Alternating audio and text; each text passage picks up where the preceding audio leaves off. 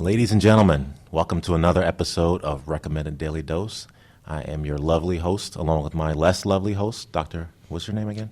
I feel like you're the hostess with the mostest, is what we... That's so cliche, though. So I'm your co-host, if you're wondering, Dr. Suraj, Saggar, and we're very fortunate today to have a wonderful guest. You're listening to Recommended Daily Dose with Drs. Clenton, Coleman, and Suraj, Saggar. The not-so-average health show with a unique spin on what's making headlines in healthcare. Our guest, she used to be a close friend of mine. Used to be, Dr. Sydelle Ross. The story until she came out with her own podcast, which is actually pretty good. I've heard so now it's I'm very a little good. jealous. So she's the host of a podcast, Prescriptions and Songs. Oh. So actually, she's a pain and palliative care specialist. All right. Who just so happens to be a classically trained vocalist. So we'd like to welcome Dr. Ross to the show. Welcome. Thanks for coming in today. Thank you. Thank you for having me. It's good to be here. So I can vouch for her vocal skills. So I've seen you at Bergen Pack. That's right. Oh, that's lovely. Bergen Pack. You were there for my operatic debut. Right. So yes. Tell us, I don't know what classically trained means. I know what it means, but like for you, what does that entail? Like your So that's a music good question, simply because classical music is broad. Right. So my training really specifically focuses more on operatic work. Okay. So I sing opera. The real singers. The real singers. But so you're saying classical, so instrumental, your instrument is your voice, basically. I agree with you, 100%. So tell us a little bit about your background, like how this happened. Because, you know, I sing in the shower. But that's where I basically peaked, and I never went anywhere from there. But you sing when you run, too, with your Lululemons, too? The Lululemons. The Lululemons, I heard about that. Well, I find if you sing to yourself, it really helps to motivate you run. But someone like you, this is amazing. No, all kidding aside, like, what is your training? What is your background? How did you get into this in the first place? Okay, I'll try to summarize. So, yeah, ever since I was a kid, I could sing. I knew that I had a pleasant voice. Right. In fact, I headlined, so to speak, at my elementary school concerts. Wow. And this is now in Trinidad, is that correct? Correct. That's where I was born and raised, Trinidad and Tobago. Or Trini, as you say. Yes, I am Trini. He's Trini. That's right, to the bone. Don't you say it. To the bone. It doesn't sound right when you say it. Trini to the bone. So, grew up singing. Right. I went to Catholic school. Right. At the time, music was a very big part of our curriculum. And so sang a lot at school, elementary school, secondary school, as we say back in Trinidad. So secondary school, age 11 through 18, continued to sing, represented my school at national music festivals, placed in the top 3 consistently over the years. Wow, so you started off great. Did you know how well you could sing in the beginning? Or? Again, I knew I could sing. People would tell me I have a beautiful voice. Right. But didn't really think much of it because I wanted to become a doctor as well. That's the part that my parents loved. That always gets in the way. You know? So I was supposed to be a rapper. You were supposed to be a rapper. I was supposed to be a rock musician, playing bass in the band, touring the world. But it just our dreams just fell short. But not yours. Not yours, though. Well, I had to come back around to it. So my parents, I used to tell them that I'd be a singing doctor one day. And they thought that was the cutest thing. Right. And laughed it off. Right. And basically said, well, the singing is great, and you can sing, you have a beautiful voice, but let's just keep that as a hobby. Right. But the doctor part, they love that. Yeah. Let's go with that. Let's go with that one, right? Yeah. Okay, and I didn't mind because it was something that I wanted to do. I just didn't quite know or believe that I could do both. Right. Anyway, so you go through all the training and all the years of studying and everything, right? And fast forward to my first job out of fellowship. I was like, okay. Wait, so you went to school, in medical school in Trinidad? No, or you I actually came here to the United States for undergrad. For undergrad, right. Yes. Went to medical school, Columbia University, internship at Mount Sinai, residency back at Columbia, New York Presbyterian, Payne Fellowship at UPenn. Oh, okay. You know, my Just wife. small schools. My wife went to UPenn undergrad, and she went to Columbia for MBA. So, Oh yeah, I so think you she would be a big fan of you. Oh, thank you. So yeah, I completed all of that. Don't be jealous, Clinton.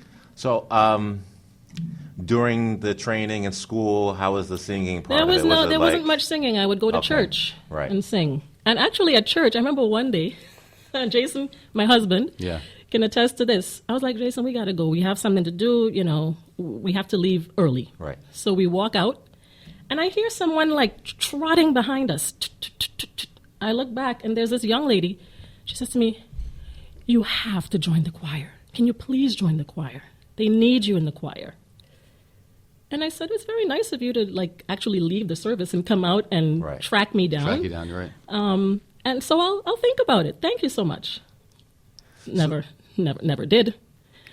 Just didn't see it fitting in. Right. I just didn't see it. But you were the one in church out singing everyone, probably.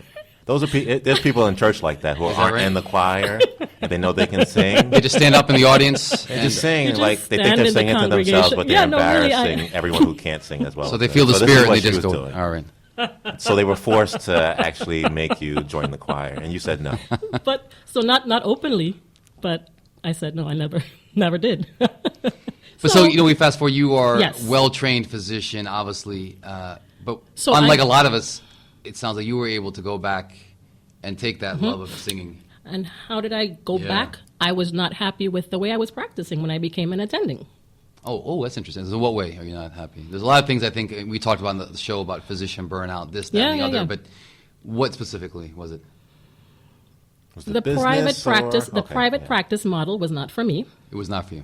You don't like EMRs all day. Correct. I don't like the Factory mentality. Yeah, of the in, conveyor out, belt, Conveyor Right. belt. the patient conveyor belt. Right. Okay. And I was burning out. Right. It's burning out. Very long days, just not being fed by the work that I was doing, losing my sense of purpose. Yeah, that's so true. 'Cause I think a lot of physicians, they get in with a very distinct sense of what they want to do. And when they come out, they realize, hey, the education in medicine is not necessarily like the practice, of practice. medicine, right? And that's the whole idea, the practice, right? So you, I mean, I think what your sentiments are what we've discussed with numerous guests on the show is that there's certainly the practice of medicine is not what we all perhaps No, had not thought. what I had envisioned during my training. But the beautiful thing is you seem to have found an answer. Is that right? I found my niche. At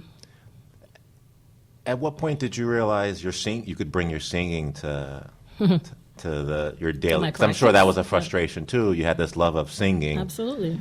and music, and you really couldn't incorporate that. And it still is frustrating at times because I don't get to do it as much as I would like to. I mean, the reality is you have the demands of Right. the practice of medicine and the conventional way of doing things because the tests and procedures and everything else have to get done. Right. But so when I started in hospice and palliative medicine Right. is when this started to come together. Because I realized that there was something more that I could offer. Right. There is no pill or procedure for loneliness that a lot of my patients would experience. There is no pill or procedure for loss of personhood and, you know, the loss of who you are when Who you you're are as a- right. dealing with a life-limiting illness or life-threatening illness. And so I figured, you know what? Let me see if music could make a difference. Right. And that's how it began. So you had that epiphany one day, because I think it's amazing how we don't really recognize that.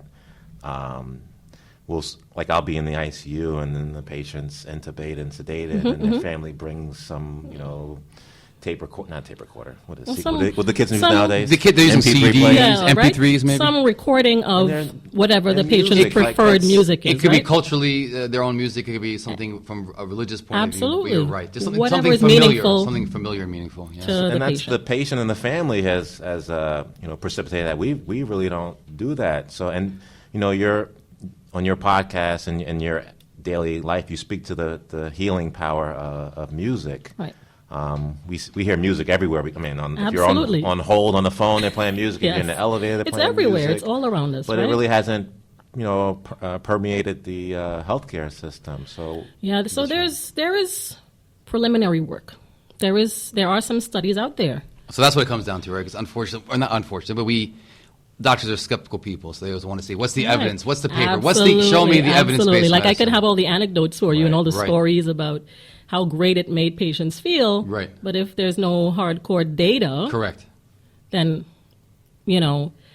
So in the palliative world, it doesn't move medicine forward and the practice of medicine forward, and it doesn't become more sort of incorporated into how we do things. they're actually looking at studies in the palliative yes. and hospice world. And not just in palliative and hospice medicine, in dementia, Okay. in stroke recovery.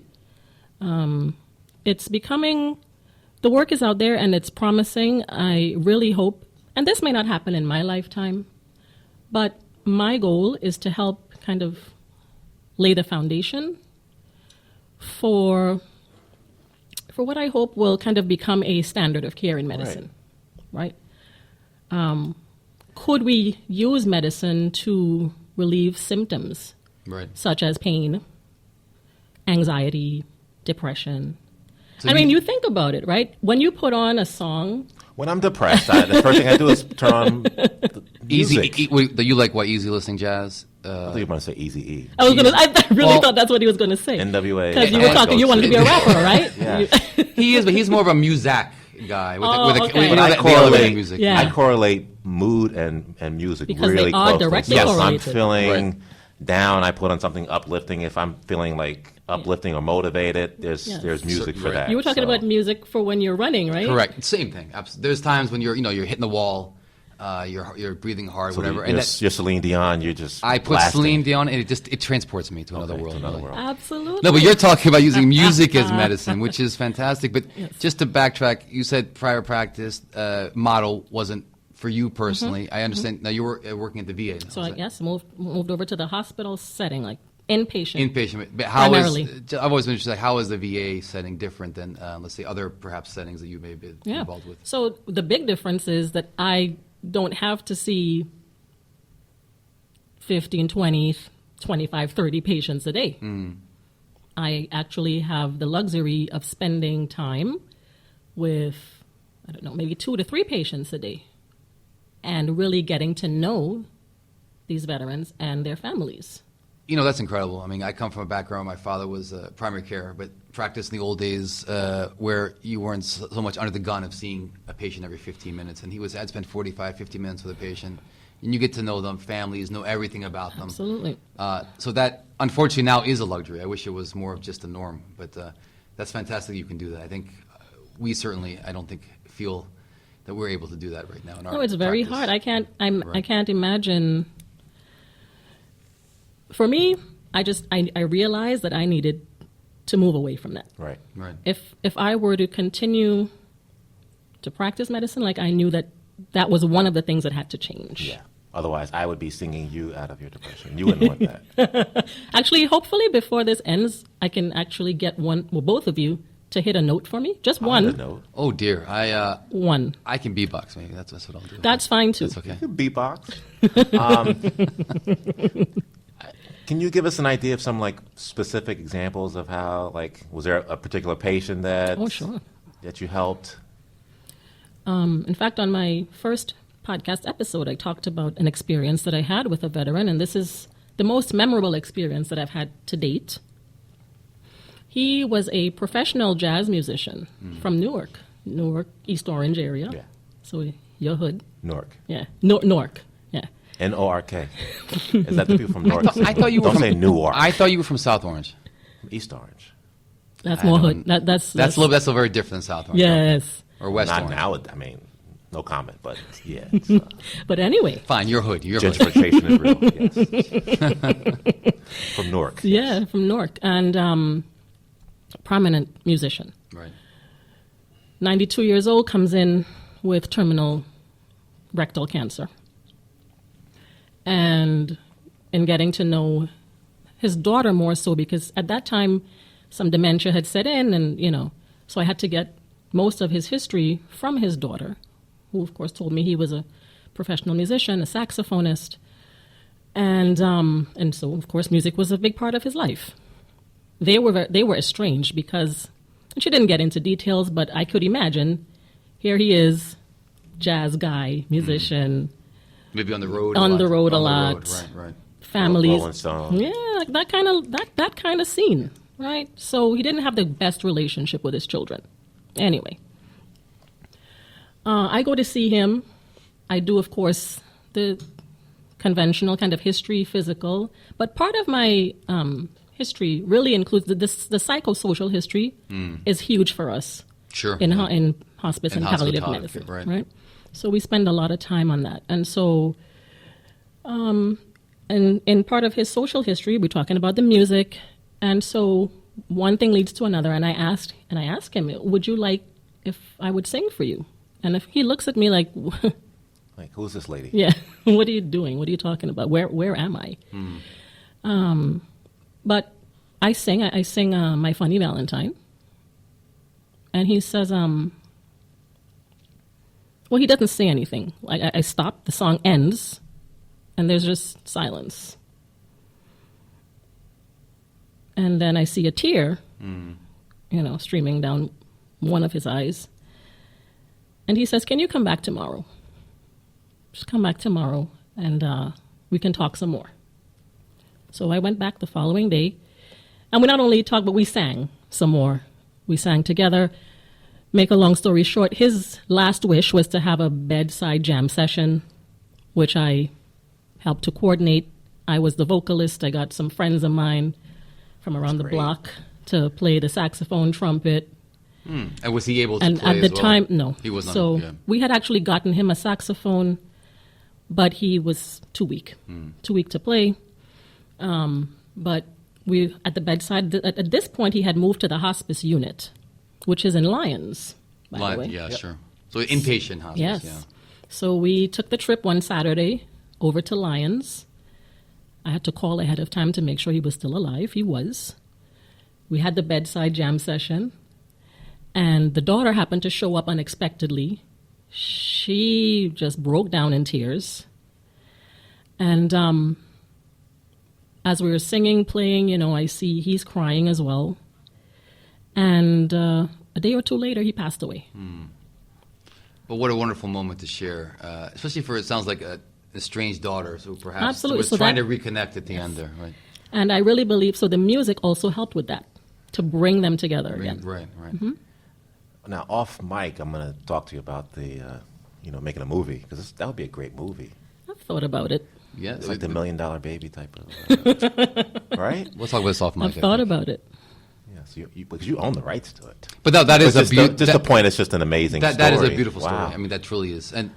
But I always wonder, someone like us who, yes, we appreciate music, but we have no skill. I mean, how does someone like us? Okay, I'll speak for myself then. How would we incorporate, or how would you think physicians that are not classically trained, like you are, that don't have the skills and that you have, the voice you have, but how could they incorporate music? So I mean, could it be something as simple as just playing some music your patient likes? Absolutely. Patient preferred music. Right. Just Or even setting in the up office, setting up whatever it is on which music can be played.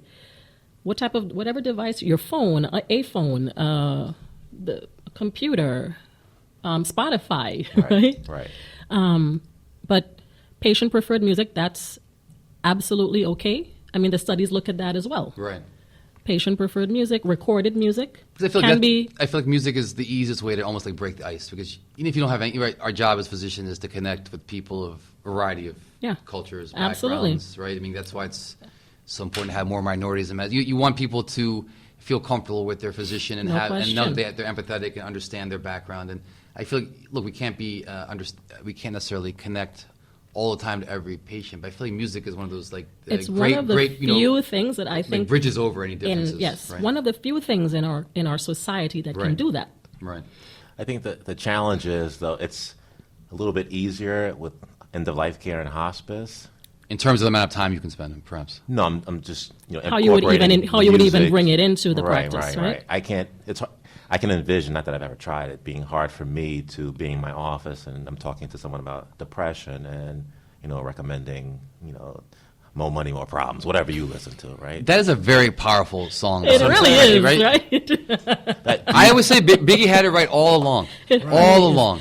Yes. Do you think it'll get to a point where we will be able to prescribe music like we prescribe, That is my hope. antidepressants? That is my hope, that music all will that become part of the standard of care. Because, I feel like sometimes some bigger institutions will have like art therapy. They'll have Yes, dance they have music therapy. therapy, some of them. But like you said, some. But I can't imagine, or I don't imagine that most, community hospitals. This is not something that's outside major medical centers, probably. Right. That has the resources. That The money. offer these things. Money is always the issue, right? There's Music that. is free for the most part. No, but if you're talking about a physician, we'll say, well, I'm already too busy. So do you need physicians train this? Do you need music therapists? Right, music therapists. Do you think patients would be receptive to that? Like, I came to this guy because I'm feeling a certain way, and he's telling me to go listen to smooth jazz or something like that. Well, I think so. You have a conversation with the patients, but I will guarantee you that. So, okay. Case in point. We tell somebody that he has stage 4 lung cancer. Right. You deliver the news. You do that as empathically Right. as you can. Sure. But you have to move on, right? You have other patients to see. Which is very awkward, for me at least. Well, I think I was always told with empathy, right? You have to empathize, but you can't. It doesn't help anyone if the physician then breaks down and starts crying. Well, I'm not Correct. talking about breaking down. Yeah, but you have to leave. But you have to be able to that move on to the patient next then patient. But that They're patient, left It's with that changed news, forever, yeah. correct? yeah. So it's something that can be, if it's available, it can be offered. And certainly, and the studies have shown that certainly the live music, the presence of someone who can actually engage in the activity with the patient is Right. better Then better than just a. than just a recorded. Well, that would probably musical speak. That track. would probably speak to the advantage of having, I guess, a dedicated music Absolutely. therapist, someone who can actually Absolutely. play the guitar, play the drums, Yes, whatever, or absolutely. sing, right? Yeah. Or beatboxing. If that's the patient's preferred, if that's their thing, right? But yes, if you recognize that, you know what, I've just dealt a blow to this patient, and they could perhaps benefit from this intervention, it would be nice to have it available so that Right. they can benefit. Right. I think it'll, like you're doing, I think it'll start in the hospice, In that palliative realm, care area, mhm. and then expand And to then maybe the move, hospitals and You know. the private offices. Right, but if it's good for someone who's transitioning, as we they say, can- to we the can- next stage of life or to the next step, why wouldn't it be beneficial? Oh, we for, agree. It's for everybody. Right. It's just They're, implementing it. I've heard that they're using it preoperatively now in some institutions to kind of get patients to calm down before surgery. Take away the anxiety. Well, as a bit the of an surgeons are anxiolytic playing music when in the they're OR. operating. Absolutely. They're You so know, selfish. Jason. I don't know if you've heard. He's He's in the OR. He's crazy. Whoever. What's he playing? What do you think? Take a in the OR. guess. Okay. Take a Two guess. chains. Take a guess. But yeah, so this is the work that I'm doing, and I really do hope that it will permeate So can throughout we- all fields, I think this is all wonderful. areas but of medicine. we also want to know a little bit more about you. So just Okay. tell us a little bit, just as we're first. nearing the end. Is what? How do you feel? Uh-oh. I'm driving around before Thanksgiving, and Yes. I see people putting up Christmas lights. How do you feel about people putting up lights prematurely? Oh, I wasn't. 'Cause I didn't realize we're going there. But okay, It go ahead. really irks I don't me. like it. Oh, sorry. I don't like it at all. I'm like, wait, it's not I don't even like it. Thanksgiving yet, and they got the lights You up, cannot- like the Griswolds. I don't like it. Day after So Halloween. I'm in the the car lights. with my kids. I'm screaming. I'm like really angry, like because I'm not prepared for it. You mentally. need some music in your life, I think. Yeah, but then That could Drake is help, playing in the but- background. As long as it's not Kanye. But So that's my random complaint. thank you very much. But I agree with you. I don't think it's At what point do you appropriate. think It's I not think after appropriate. Black Friday you can do whatever you want So with your house? again, I don't know where my mother got this from, but we're raised Roman Catholic, very Roman Catholic, and Right. she always felt that we were not putting anything up until the middle of once the Advent season had to start. right, Yes, and then we could put our light tree a up. candle. Then. I Yeah. think it's when the malls start. There's too many. So the dollars. malls No, are but now starting the mall- right. The malls are See, I'm starting getting upset. before He's getting upset. Malls are Thanksgiving. open on Thanksgiving. The mall is starting with What's up with Christmas that? trees before Thanksgiving. You know what I would say now? Clinton's getting upset. Maybe you There's could no more sing. Black Maybe you Friday could sing a anymore. little something to calm him down. What would you do to Check my pulse. to that beautiful voice that just comes in? Excuse me, I feel calm now. Now you're from Trinity. You're from Trinidad originally, and I love this voice. But I mean, Are you into calypso at all? I have to ask. Soca, yeah. See that? I can always bring it back. What's your go-to music? It depends on what I'm trying to achieve. Okay. Like, It what really do you depends. listen to at home? Soca. What's in your iPod? Soca. Like my Spotify, I have my own playlist Yes. of Soca tracks. See that? Spotify. All right, so you have to make some So recommendations. that's what I do when I just want to, as much, it's not relaxing music, because I don't know if you've been to a carnival. You know, I have. Or- I've been I've to. not. You know, That big. experience that type of we stuff. are looking forward to going at some point.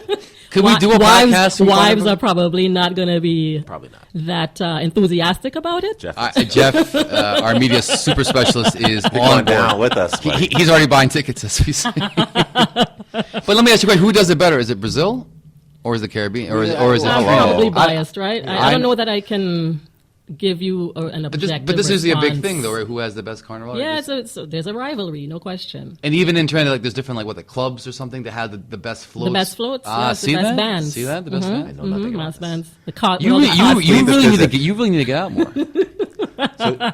Your two lovely daughters, did you like incorporate music into Oh, their? of course. So like- my 6-year-old plays the piano. Okay, but even before that, Oh, so when in utero my I was kids, singing we to used them. to have the Mozart playing. In utero, all that I would stuff, just so- sing. I would just sing. So we use that kind of, yeah, right? absolutely. That's.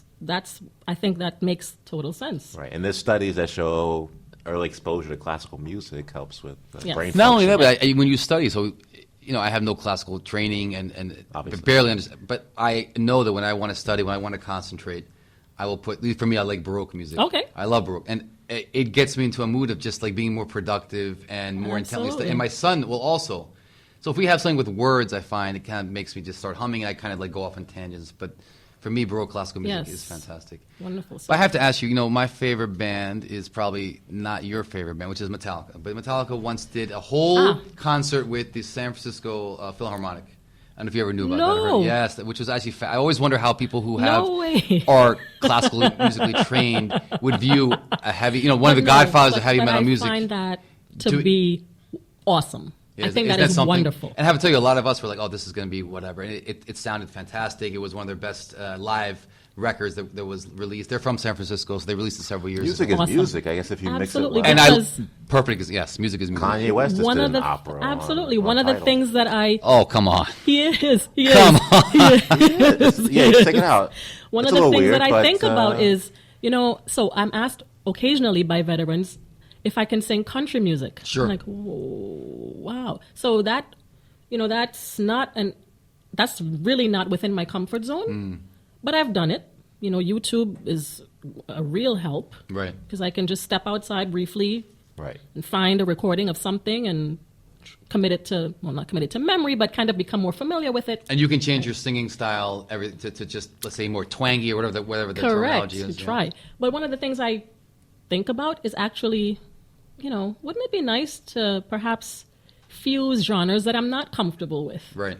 Fuse something like country music with classical music. Fuse.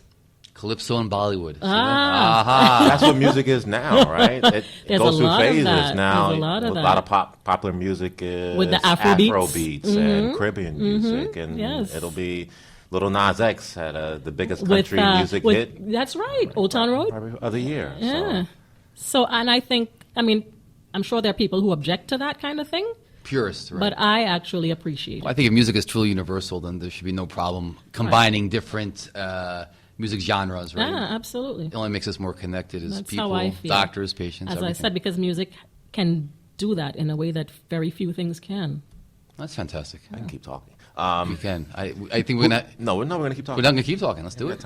Anyway, so someone who's like a really good singer, who's your like favorite vocalist? Like, Wow. Oh, this is the rapid fire section of no, the. I was just curious. Favorite vocalist? Like, who's the best singer you've ever heard? Is it? I've heard it's Freddie Mercury from Queen. It's Oh, close but to- no, I mean, he- he is. I've heard. Okay. No, I've heard that his He's voice. not the best singer I've heard, but his voice is incredible. No, but I've actually heard from people, even if they don't like his music, that his voice. His voice is incredible. You call it? What is it? The range, or what is it? What The would you, range, the power, just How do you rate that? I mean, what is it rated upon? Is it the how many notes he can hit, or what is it? Is it? Well, so his range is broad. I mean, low notes to high notes, and There's quite texture high of notes. voice, there's all kinds of different things. Quality, Don't even pretend. But I do. Don't even try it. You know, I'll give him that. That's true. Right. It's true. But the power of his voice, I only heard him. So I saw him perform live. Excuse me. I saw a recording of a live performance of his, and I was blown away. I had no idea how good he was. But one of my favorites. This is a hard question because again. So when just Billboard overall, comes up with their list of top singers and they put someone like Elvis or Janet Jackson, who, I mean, they have good music, but they're not the best vocalists. So I would think of like Whitney Houston, Celine Dion. You made fun of me, see? She said Celine Dion, I was serious, yeah. one of my all-time favorites. Luther Vandross has a beautiful voice. Luther Vandross, another one of my all-time favorites. Luther. Certainly Whitney, right? I mean, you can't deny that. But not Bobby Brown. But although as a kid, Yes. I absolutely Bill Biff adored DeVoe. Yeah. Bobby Brown. I thought we were going to get married. Really? I believed we were going to get married. It's not too late. No thanks. He's available. He's available. No thanks. I grew up, but I still like him though. Still, I went to see them not that long ago at the Prudential Center. But I would have to say, and then in the world of opera, I love Anna Netrebko. She's a little older now. She doesn't. I don't know that she still performs. So these are like real singers. Like, yeah. Okay.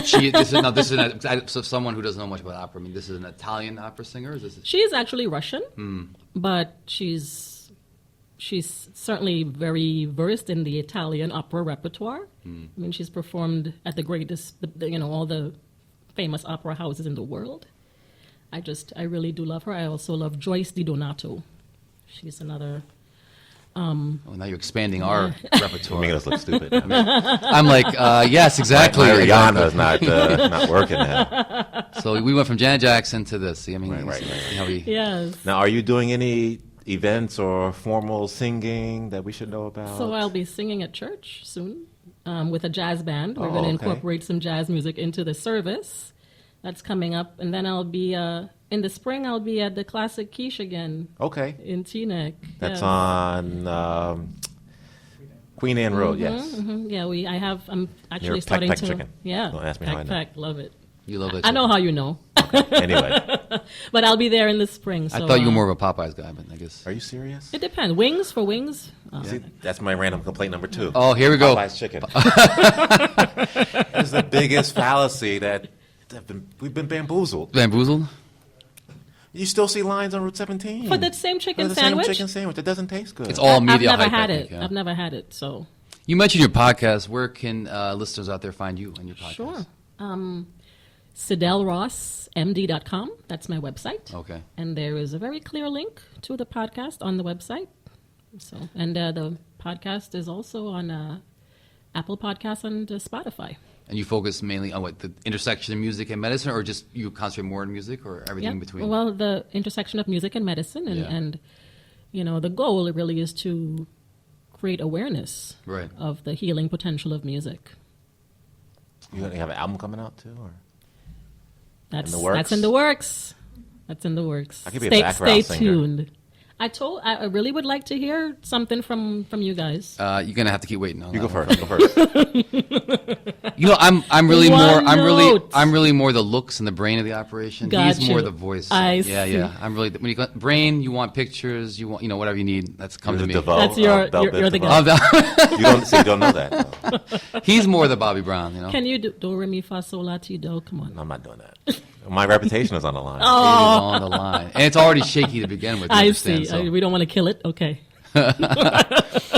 Maybe after we get off the mic, we can do something Gotcha. off air. Okay. But Dr. Sydelle Ross, we are so thankful for you coming in today. We very fortunate to have you in, and this is, quite frankly, This is one of my favorite One of our shows. favorite shows. I was going to say the same thing. So we complete thank each you other's guys. sentences. You complete me. You complete me. But, Aw. no, but you know what? Such an intimate group here. Anything that we Not can too do or intimate. get information that patients can benefit and doctors can benefit, is what kind of our goal. And this is something that we all love music, even if we aren't skillful like you.